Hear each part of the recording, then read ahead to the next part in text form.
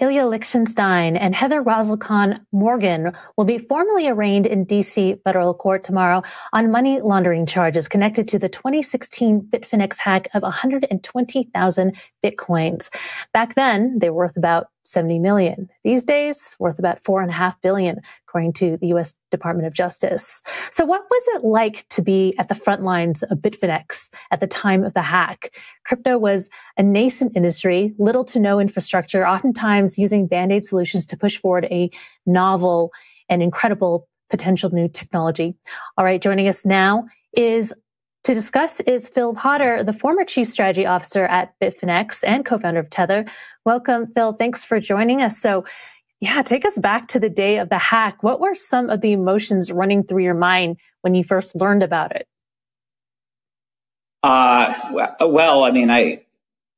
First, thanks for having me on.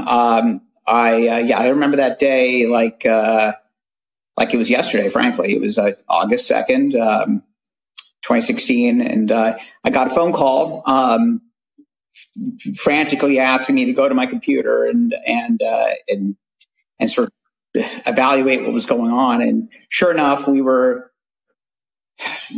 looking at our BitGo wallets getting drained. At first we just didn't believe it, right? We were involved with a very long, complicated integration with BitGo, and thought, oh, there must be some kind of display bug. This must be, something's going on. But as we dug into it, it became clear that we were the victims of a 120,000 Bitcoin theft, which was shocking. Astonishing. So what was your reaction when this couple, Roselkan and Ilya Lichtenstein, were arrested for money laundering charges linked to this hack? Well, first off, I was surprised that the FBI even caught anyone affiliated with this event. It's not clear that these two were the actual hackers, although they've only been charged with money laundering at this point. After reviewing Ms. Morgan's Instagram account, I don't know what to say, but in crypto land, has since been deleted, but it was a lot of the truth is stranger than fiction.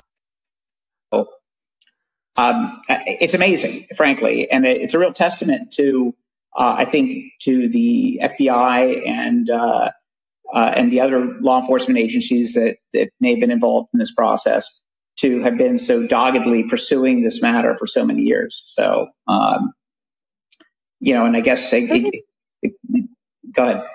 Who did you think had done it? I mean, is it plausible that these two were involved? Israeli authorities have arrested two individuals 3 years ago on charges that were that they believed that they were behind the Bitfinex hack. Right. Well, it was a large sum of money even back. Back then, everything's relative, but certainly as the price of Bitcoin continued to move higher, the value of those Bitcoin, went higher, and yet they didn't move except for a tiny fraction of it.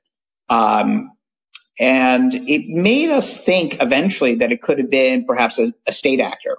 There's lots of talk about how North Korea has been hacking exchanges and things like that for some time.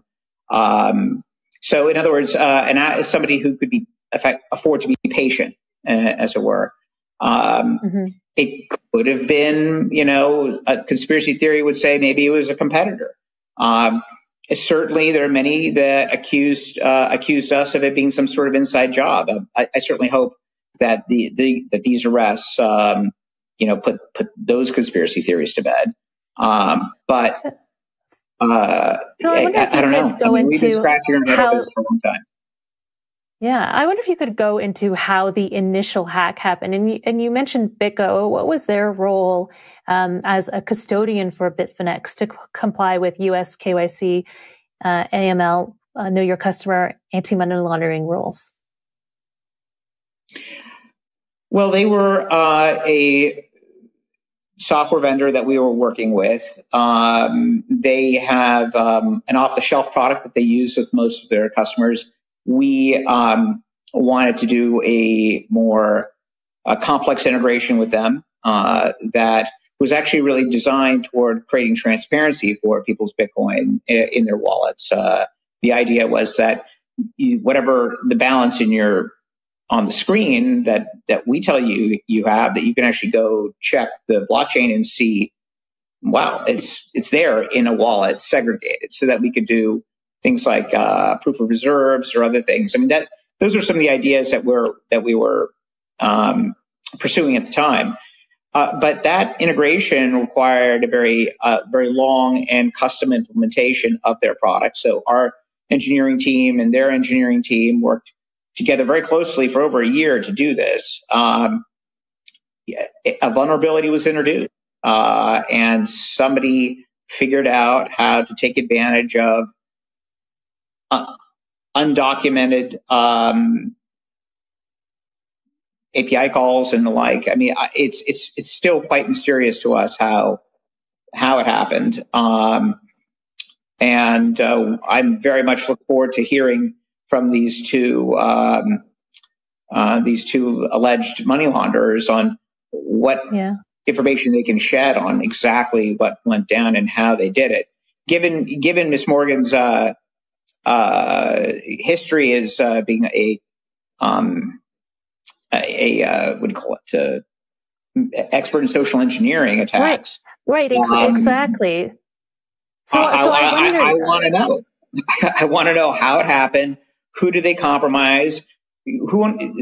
Somebody on our team, somebody on BitGo's team. I don't know. It could have been me. Is that possible? Because Heather Morgan, she did give talks on social engineering. She wrote an op-ed on protecting yourself from cybercrime. There's a theory out there that she could have gone to BitGo and said, hey, I'm from Bitfinex and lost my password. Could you help me with X, Y, and Z? Or vice versa. I'm from BitGo, Bitfinex. Can you help me? I would say that particular scenario that you're suggesting doesn't really quite make sense with the security models that were in place. But yeah, it's I don't know. I really do want to know. I mean, I haven't been with a company in quite some time. I have no financial interest in this recovery, but I have a reputational interest in understanding what happened and how it happened and why on some levels too. So I think there's more to be heard about this story for sure. But I'm thrilled for the people that are going to see a recovery from this, and that is that's a really fantastic epilogue to this very, very strange and amazing story. Right. So I understand there was a multi-signature security setup. So I assume BitGo and Bitfinex had to sign off on the flow of funds. Is that the case? That's correct. There was some automation around that. So there were automated signatures involved? It's hard to describe, and I'm not sure I'm at liberty to really get into some of those details per se. However, it was a process that was vetted by our team, vetted by BitGo's team, but there was clearly an edge case that was not anticipated, that the hacker was able to take advantage of. And my personal suspicion is that it's somebody that had access to the system for quite some time, and that they had been sort of laying in wait for the right opportunity to execute this attack. But yes, it was a multi-signature setup. It was something that we there were so many different security layers. It was almost as if there were so many checks and balances that in fact, perhaps, and again, I'm just speaking from my own opinion on this, but that the complexity around all these security mechanisms actually created a vulnerability. Like, we were unable to see, the tree from the forest in this case. And we thought it was an impregnable system. And it's not just us who thought that. This is something we did, hand in hand with BitGo, and we had a lot of very smart people working on this. But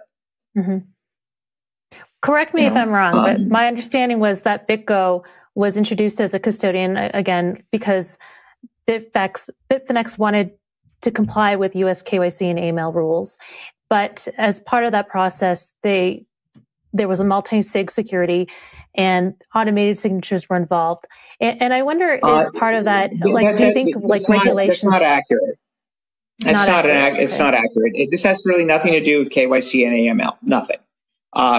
What we were involved in this project with them for quite some time. The idea was transparency to our users who wanted to know that their Bitcoin was there. They not just a balance that is on the screen. We had done a proof of reserves type process in the past with like a Merkle tree, something that Kraken used to do as well. But we were trying to take the next step forward in customer transparency, and it just so happened, at the time we were wrapping up an engagement with the CFTC, and basically, if we were able to, the thinking was that if we were able to actually deliver Bitcoin to customer wallets, that would get, within 28 days of them taking a margin loan, for example, that would skirt an important requirement within the Commodities Exchange Act. And we had tacit acceptance of the solution from the CFTC, and so it seemed to dovetail. It was really a confluence of opportunities in a sense. We were working on this technology over here that, if we implement it in this slightly different way, then maybe we can kill two birds with one stone. So that's what it was. It wasn't, we did not engage in this process with BitGo to solve any regulatory or KYC issue. What will happen to the Bitcoin seized by the feds in your view? Should everyone, I mean, from what I understand, the folks who had money in Bitfinex, they got a 30% haircut, or so to speak, on their assets from the hack. And how do you think that should they be compensated from the Bitcoin that has been seized by the Fed? I know that they've already been given BFX tokens as sort of shares in Bitfinex. Is that enough?